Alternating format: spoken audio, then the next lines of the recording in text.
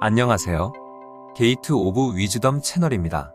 이번에 소개해드릴 도서는 당신의 인생이 왜 힘들지 않아야 한다고 생각하십니까? 쇼펜하우어 아포리즘입니다. 지은이는 아르투어 쇼펜하우어이고 편역은 김웅님이 담당하였습니다. 그리고 펴낸 곳은 포레스트북스입니다. 지은이에 대해 설명을 드리겠습니다. 지은이 아르투어 쇼펜하우어는 독일의 철학자이자 사상가입니다. 1788년 유럽의 항구 도시인 단치에서 부유한 상인의 아들로 태어났습니다. 실존 철학은 물론 프로이트와 융의 심리학에 지대한 영향을 끼친 19세기 서양 철학계의 상징적인 인물입니다. 흔히 염세주의자로 알려졌지만 인간 삶의 비극적 면면을 탐구한 사상가이며 그의 철학은 근대 철학에도 큰 영향을 미쳤습니다. 1809년 독일 베팅겐 대학에 입학하여 자연과학과 철학을 전공하다가 1811년 베를린 대학으로 옮긴 쇼펜하우어는 1813년 여름 루돌슈타트에서 박사학위 논문을 완성하여 예나 대학에서 철학 박사 학위를 받았습니다. 쇼펜하우어의 사상은 독창적이었으며 니체를 거쳐 생애 철학, 실존 철학, 인간학 등에 영향을 미쳤습니다. 아버지는 유복한 사업가로 아들에게 자기 사업을 물려주려 했으나 쇼펜하우어는 상속한 유산을 생활수단으로 삼아 평생 철학과 저술 활동에 전념했습니다. 어린 시절부터 영국, 프랑스 등 유럽 여러 나라를 여행했던 일이 그의 세계관 및 예술관에 영향을 주었습니다. 말년에는 집필한 책들을 마무리하는 일로 시간을 보냈으며 1860년 9월 21일 72세의 나이로 프랑크푸르트에서 생을 마감했습니다. 주요 저서로는 의지와 표상으로서의 세계, 소품과 부록, 자연에서의 의지에 관하여 등이 있습니다. 그럼 책 속으로 들어가 보겠습니다. 현명할수록 명예와 체면이 얼마나 가벼운 것인지를 안다. 명예와 체면. 기이하고 미개하며 우습기 짝이 없는 인생에서 가장 쓸모없는 규범. 그것들은 인간의 본성과도 거리가 멀고 본질과는 더더욱 가깝지 않으며 정상적인 인간관계에서는 절대로 파생될 수 없는 편견의 악습이다.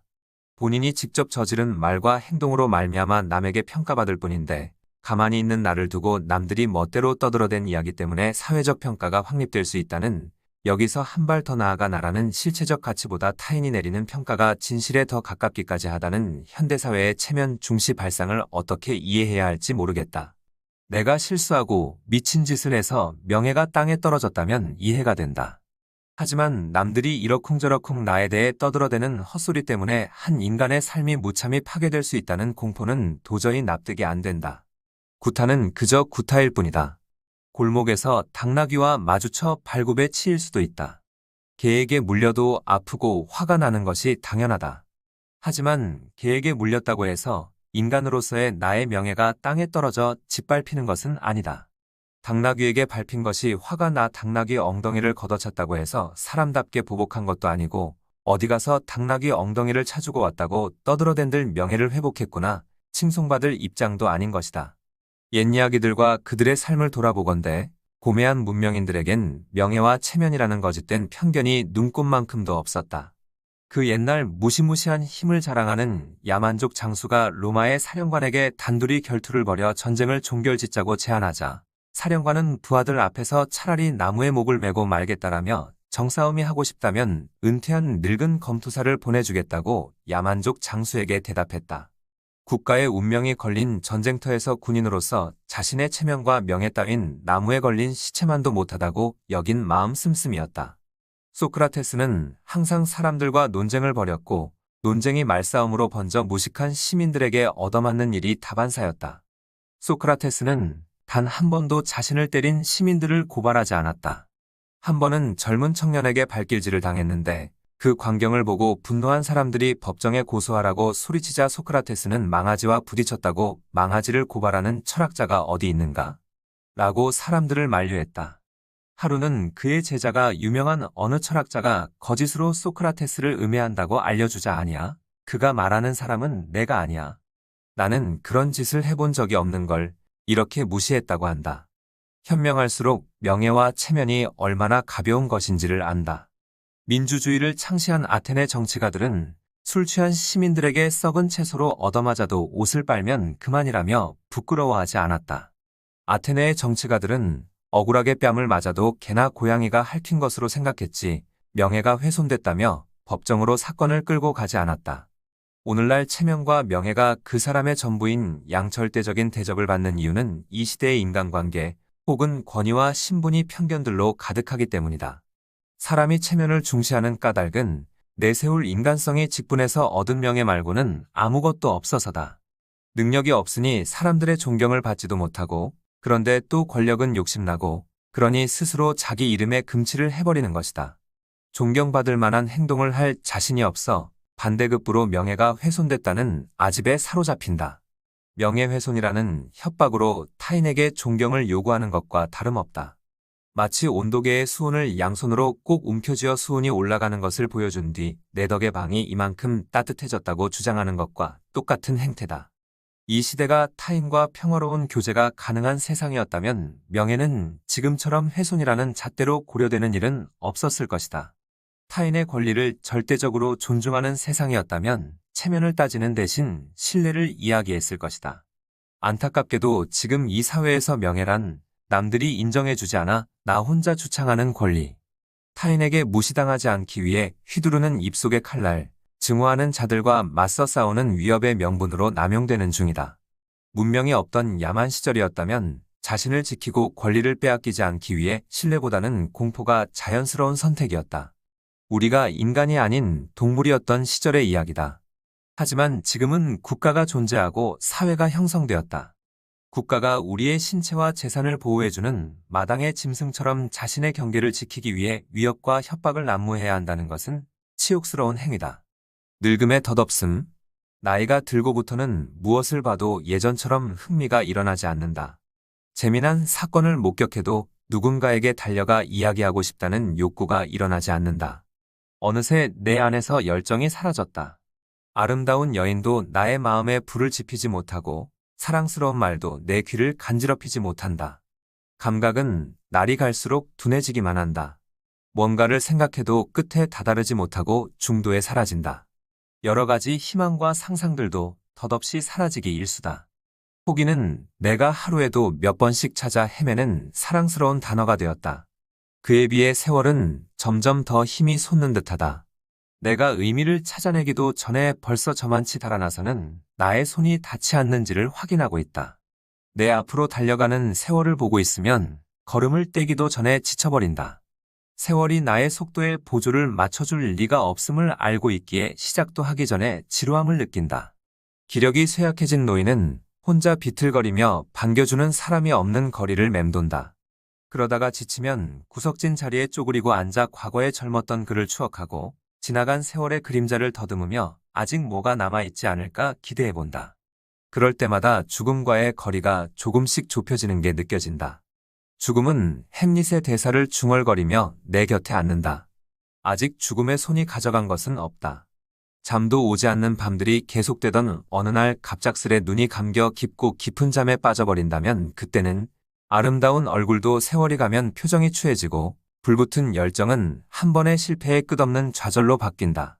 신에게 평생을 귀의하겠다던 사제들의 결심도 유혹과 물질의 하잘것없이 쓰러지는 것을 보면서 구원에 대한 갈망조차 인간을 잡아두지 못하는데 세상만사 그 무엇이 나의 흔들리는 마음을 붙잡을 수 있는지 또 한 번 비웃음만 나온다. 천지간의 흥망은 시간의 장난질을 감당하지 못한다. 영웅도 국가도 시간 앞에 무력하다. 세월은 모든 것을 녹이는 거대한 용광로처럼 우리의 삶을 조금씩 녹여 이름 없는 대지에 부어버린다. 세상에 진실한 것이 있을까? 진지하게 마주하고도 상처받지 않을 희망이 존재할 수 있을까? 세상은 그저 먼지 쌓인 침대와 같아서 인생은 눕기를 바라고 잠들기를 바라고 영원히 깨어나지 않기를 바라는 것 외에는 이렇다 할 소원도 없다. 사람을 자살로 이끄는 절망도 따지고 보면 찰나에 주어진 통증 같은 것이다. 절망은 우리에게 죽음을 보여준 적이 없다. 끈을 둥글게 말아 목에 걸라고 등을 떠민 적도 낭떠러지에 올라 뛰어내리라고 가르친 적도 없다. 절망은 우리에게 아무 짓도 하지 않았다. 그는 자기에게 주어진 임무를 성실히 수행하고자 분별 있는 인간, 그래서 상처받은 인간의 침실을 정중하게 노크했을 뿐이다. 다만 질에 겁먹은 우리가 절망을 죽음과 혼동하여 좌절하고 포기했다. 절망의 형제인 희망도 다르지 않다. 희망은 우리에게 희망을 주었는가? 아니다. 단지 속여왔을 뿐이다. 아주 오랜 시간 인간을 속여왔다. 좀 더 기다리면, 좀 더 노력하면 내가 그대를 찾게 되리라. 그렇게 우리에게 거짓말을 했다. 얼마나 많은 사람이 희망의 속삭임에 빠져 인내하고 노력했던가. 그 결과 저들은 희망이 절망이 되는 참혹한 순간을 온몸으로 버텨내야 했다. 희망이 우리에게 준 것이 있다면 언젠가 다시 가져갈 작정이기 때문이다. 희망이 우리에게 꿈을 주었다면 언젠가는 꿈에서 깨어나야 한다. 희망이 우리에게 삶의 목표를 주었다면 목표가 달성되는 순간 우리의 노고는 누군가가 희망했던 대로 그에게 고스란히 바쳐지게 될 것이다. 그런 점에서 절망은 희망보다 솔직하다. 그는 우리에게 한 번 준 것을 다시 찾아가지 않는다. 우리가 이 진흙탕 같은 구차한 세계에서 빠져나와도 더럽혀진 시간은 깨끗해지지 않는다고 말한다. 그래서 인간은 세계 외의 절대적 공간, 그리고 그 공간을 창조한 절대자를 의지하려고 한다. 이것은 욕망에서 비롯된 환상이다. 우리는 낙원을 그리워한다는 이유로 낙원의 실체를 믿고 싶어 하는데, 그리움은 떠나온 곳에 대한, 떠나간 자들에 대한 향수가 아닐 수도 있음을 인정해야 한다. 그리움은 욕망의 절정으로 인간의 망상은 때로는 체험하지 못한 미지에 구애받을 때가 있다. 우리는 단 한순간도 실제하는 낙원을 거닐어 본 적이 없음에도 어딘가에 혹은 죽은 뒤에라도 낙원이 실제하고 있으리라 믿는다. 그 믿음에 기대어 이 비참한 시간과 맞서 싸워보지만 막상 기대했던 낙원의 구성 요소들이 모두 채워진 환경이 주어지면 인간은 또 다른 요구 조건을 내세워 그곳을 피로 물든 전쟁터로 변모시키고 새롭게 낙원을 개척하려 한다. 다시 말해 우리는 미래의 행복을 추구하면서 행복의 유무에 대한 증거로 행복한 시절을 그리워하는 추억을 제시하는데 진실은 그렇게 내세운 그리운 추억들이 모두 거짓이라는 데 있다. 만약 천국이 있고 구원받은 자들이 천국에 입성한다면 그들은 수년 내에 새로운 천국의 조성을 위해 신께 기도드릴 것이다. 결국 나이가 들어서도 어린아이와 마찬가지로 햇살이 내리쬐는 벌판에서 뜬구름만 쳐다보고 있다. 그 투명한 소립자의 무리가 우리 머리 위로 그림자를 들이우는 주범임을 깨닫지 못한 채 말이다. 늙음의 덧없음보다 더욱 슬픈 인간의 자화상이다. 구름 너머에서 햇빛이 비치고 있듯이 삶의 기쁨은 언제나 과거 또는 미래에만 존재한다. 오늘의 내가 손댈 수 없는 곳에만 기쁨이 넘친다.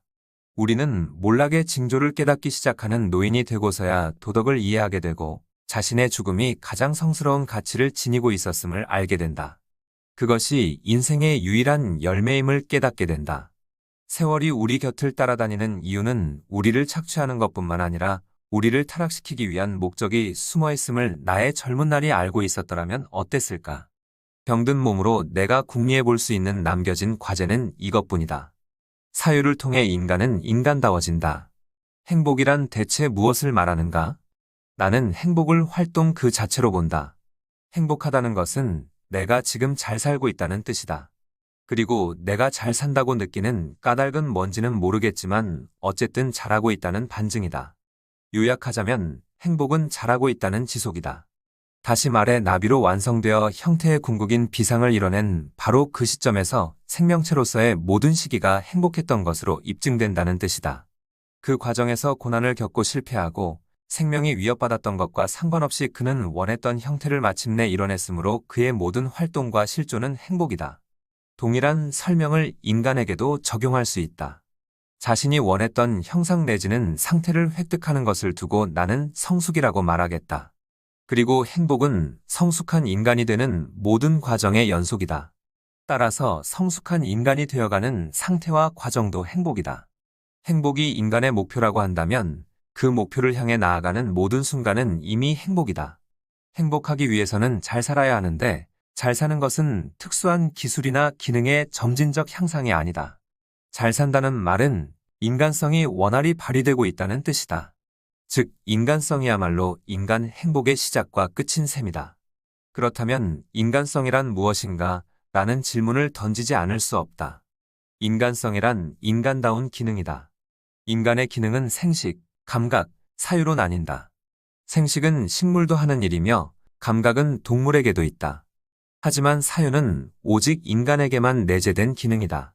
사유를 통해 인간은 인간다워지고 사유를 인생의 본질로 삼았을 때 인간은 가장 인간다워진다.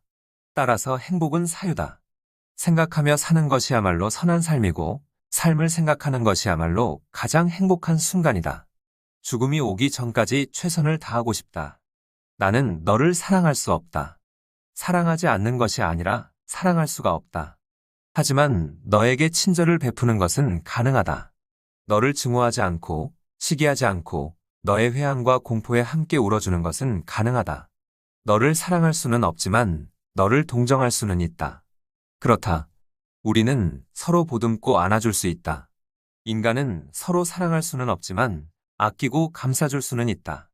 그 친절에 감사할 수 있고 내가 지쳐 쓰러졌을 때 누군가가 나를 안아줄 것이라는 믿음이 있다. 타인에게 비판을 당하는 것이 불쾌하다면 나부터 타인들에 대한 비판을 중단하는 것이 옳다. 시험 삼아 무엇이든 비판하고 싶어하는 나의 버릇을 잠시 중단해야겠다. 그리고 내 힘이 닿는 데까지 내가 아는 사람들에게 선행을 베풀어야겠다. 그들이 요구하든 요구하지 않든 혹은 감사하든 귀찮아하든 내가 할 수 있는 일들을 도와줘야겠다. 오늘 하루에 그칠지라도 돈은 비천하고 명예는 악하며 질투는 멸망할 것이라고 생각해야겠다. 내일 아침 나의 기분이 어떻게 변할는지 알 수 없지만 적어도 어제 아침처럼 각박하고 숨막히고 불안해하지는 않을 것이다. 대부분의 사람은 일은 하기 싫지만 보상은 남보다 많기를 바란다. 은행에서 돈을 빌리고 아는 사람 중에 출세한 인물이 있으면 어떻게든 그에게부터 사회적으로 높은 지위를 구걸하거나 타인이 흘린 땀방울을 중간에 가로채거나 최소한의 위험 부담으로 최대의 성과를 내려고 한다. 좋게 말하면 행복해지기 위해서고 나쁘게 말하면 강탈이 습관화된 결과라고 할 수 있다. 확실히 이 사회를 이끄는 덕목으로 수탈이 보편화되고 있다. 너나 할 것 없이 땀을 흘리지 않고 많은 것을 소유해야만 능력을 인정받는다고 생각한다. 그러나 실제로 땀 흘리지 않고 부를 축적하는 사람은 소수에 불과하다. 결과적으로 불로소득을 바라는 다수의 사람이 그 같은 삶의 자세로 인해 손해를 보고 있다는 뜻이다. 그런데도 이런 잘못된 패단을 하루라도 빨리 깨달아 인격적인 가치를 증명하는 것이 인생의 덕목이라고 생각하려는 자는 극히 드물다. 인간은 일해야 한다. 자신에게 어울리는 노동에 뛰어들어야 한다. 노동은 인간에게 땀방울을 요구한다. 땀방울은 한 인간이 자기 자신의 의미에 대해 눈을 뜨게 만든다. 이것이 제대로 대접받지 못한다면 그 사회는 이미 죽어버린 사회다. 인생에서 가장 애처로운 시간은 먼 훗날, 관 속에 누울 날이 멀지 않았다는 것을 어렴풋이 깨닫게 되었을 때, 일생을 헛된 욕망을 좇느라 세월을 탕진했다는 것을 새삼 느끼고는 한 번 더 시간이 주어지기를 가만히 소망해보는 때다. 한 번만 더 동일한 시간의 삶이 주어진다면 보다 가치 있게 보낼 수 있을 텐데 하고 후회할 때다. 이것이 오늘날 나와 그들의 운명이다. 교양과 계급을 막론하고 부자와 가난뱅이에 상관없이 이것이 오늘날 인간의 운명이다. 내가 진심으로 나의 생애를 사랑한다면 정해진 운명으로부터 멀어지도록 노력해야 할 것이다. 젊은 날의 희망도 산산이 깨어지고 소년 시절의 꿈도 여름날의 오후처럼 찌들어버렸다. 잎의 죽음을 재촉하는 바람이 나를 향해 불어오고 있다. 그 바람이 어머니의 품처럼 따뜻하게 느껴질 때 나는 낙엽처럼 저물어갈 것이다. 하지만 그날이 오기 전까지 최선을 다하고 싶다. 낙엽처럼 힘없이 추락할 때 바람에 말하고 싶다. 나는 최선을 다했다고, 그러니 후회하지 않는다고, 너를 미워하지도 않는다고 말할 수 있기를 바란다. 정신적으로 성숙한 사람일수록 감성이 극도로 예민하다. 정신적으로 성숙한 사람일수록 고통을 느끼는 감성이 극도로 예민하다. 더욱 열정적인 성격일수록 상상력이 넘치고 정서적으로 타인에게 휘둘리고 싶지 않다는 완벽주의에 시달린다. 그로 인해 작은 실수에도 스스로 감당할 수 없는 나락에 떨어질 위험이 크다. 격렬한 감정 변화에 자기 자신이 가장 큰 상처를 입는 경우가 많다. 타고난 재능이 많을수록 다양한 분야에 관심을 보이고 이는 곧 생업이라는 생존수단에서 멀어지는 원인이 되기도 한다. 그들은 일반인이 한두 가지 일에 만족할 때 수백 가지 일을 경험하려 하고 경험한 순간 그 일을 진부하게 여겨 권태에 시달린다. 그런 점에서 봤을 때 정신적으로 무능한 인간이 현실에서는 가장 행복한 인간이라는 주장이 일견 옳은 얘기처럼 여겨지기도 한다. 그러나 이런 행복을 원할 사람은 많지 않을 것이다. 나 또한 무엇이 옳은지 미리 결정할 의사는 없다. 안티고네는 행복의 첫째 조건은 분별력이다라고 말했다. 하지만 비슷한 시기에 아이아스는 생각 없이 사는 것이 제일 즐겁다라는 말을 남겼다. 이에 대해서는 구약시대 사람들도 의견이 일치하지 않는다. 위경의 어느 구절엔 바보의 삶은 죽음보다 고약하다라고 했지만 지혜의 왕 솔로몬은 지혜가 많으면 번뇌도 많다라고 했다.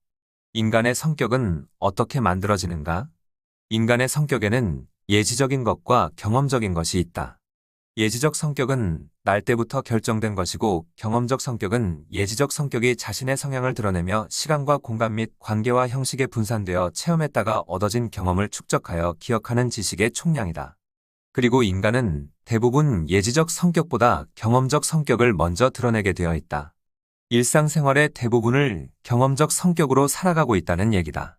물론 경험적 성격에 필요한 사회적 지식 또한 예지적 성격의 반동으로 수집된 정보이므로 결국 인간성이란 예지적 성격을 사회적 관계 속에서 수시로 변해가며 등장시키는 변주곡에 불과할 수도 있다. 예지적 성격이라는 밑그림에 경험적 성격이라는 물감을 상황과 관계에 맞춰 색칠한 것이 인간의 색깔이라고 할 수 있다. 하지만 예지적 성격과 경험적 성격만으로 모든 것을 설명하기에는 치명적인 오류가 한 가지 있다. 인간에겐 제3의 성격, 이른바 획득 성격이라는 것이 있어서다. 삶의 여정에서 인간은 다양한 성격적 변화를 겪는다.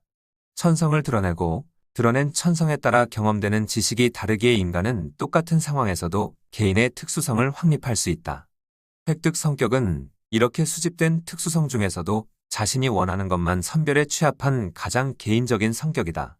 생활에서 겪은 사건들 혹은 세상의 관습에 대한 개인적 판단을 통해 얻어진다는 전제에서 경험적 성격과 유사하게 보이지만 매우 중요한 차이점이 하나 있는데 경험적 성격이 외부 반응의 수집을 기반으로 성립된다면 획득 성격은 자기 자신의 반응을 수집하고 기억하는 데서 만들어진다는 점이다. 우리는 자기 자신이 이해되지 않을 때가 많다.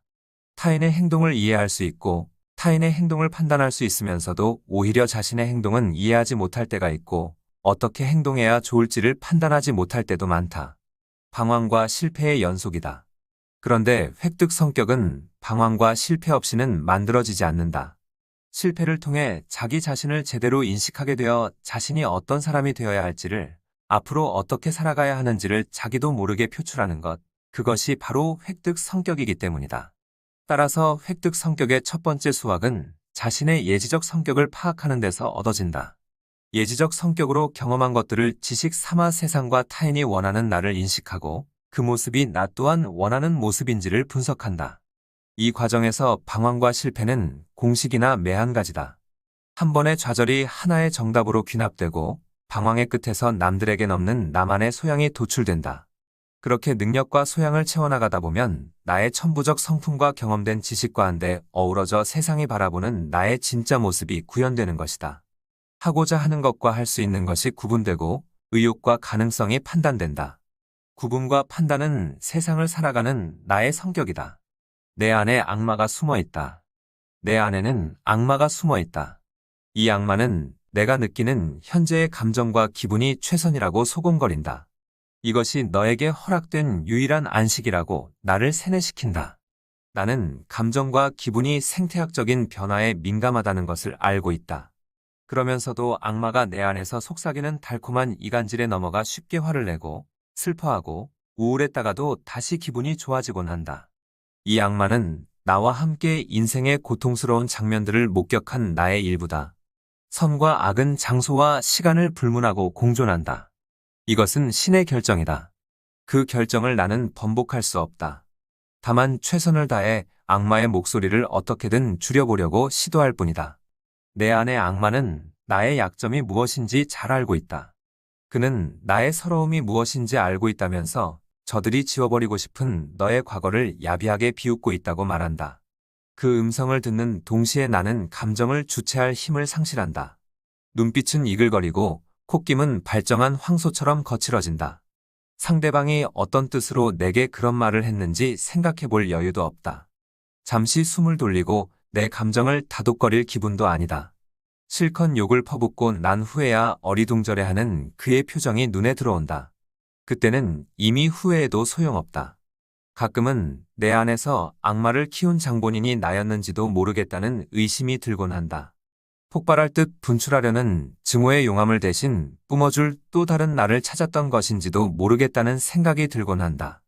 만약 그게 사실이라면 이 악마는 그동안 억울하게도 악마라는 이름으로 불려왔던 나 자신이다. 나라는 인간은 필요에 따라 나 자신을 악마로 만들어왔던 셈이다. 두려운 얘기다. 소름이 돋는다. 오늘처럼 내가 저주스러웠던 날은 없었다. 불성실한 행동, 타인에 대한 불순한 태도는 그 자체가 비록 아름다울지라도 결국에는 인생을 피폐하게 만든다. 사람은 자신의 위치를 깨달아야 한다. 우리는 선량한 삶을 살기 위해 태어났다. 더욱 선량해지는 것이 인간의 목표다. 그 같은 경지에 도달했을 때 육신을 붙잡고 늘어지는 온갖 종류의 욕망과 불만에서 벗어나게 될 것이다. 어떤 사람은 법을 통해 인간은 악으로부터 벗어난다고 말한다. 하지만 이 말은 틀린 것이다. 우리가 추구해야 할 삶은 강제성의 영향을 받아서는 안 된다. 내 안에서 우러나오는 진심만이 나를 인도할 수 있다. 법과 원칙에 따른 행동은 범죄를 저지르고 싶은 마음을 되돌리는 데 불과하다. 설령 그것이 불가능할지라도 우리는 죄를 범하고 싶은 마음조차 가져서는 안 된다. 그러기 위해서는 스스로 각성하는 수밖에 없다. 사람들이 나를 보지 않더라도 정직할 것. 나는 스스로 시련을 내린다. 아무도 모르는 증인이라고는 오직 나밖에 없는 시련. 예를 들자면 이렇다. 사람들이 나를 보고 있지 않더라도 정직히 행할 것. 나 홀로 있어도 예의를 갖출 것. 듣는 사람이 없어도 거짓말을 입에 담지 않을 것. 내 것이라고 생색내지 않고 몰래 나눠줄 것. 그들이 내게 실수를 저질렀어도 가르쳐주지 않을 것 등등. 내가 나에게 부여한 이 모든 시련을 이겨냈을 때 나는 나 자신을 새롭게 평가하게 될 것이다. 내가 남보다 고상한 사람임을 확신하게 될 것이다. 스스로에 대한 확신이 나의 자존심을 정당하게 만들어줄 것이며 나는 나의 자존심을 떳떳하게 자랑스러워하게 될 것이다. 그리고 이런 변화를 통해 나는 자신감이 충만한 사람으로 거듭나게 될 것이다. 이것이 내가 나에게 베풀 수 있는 가장 큰 보상이다. 스스로 생각하는 사람은 군주와 같다. 걷고 있다는 것은 쓰러지지 않기 위해 두 발을 번갈아 가면서 움직이고 있다는 인간 행동의 한 가지다.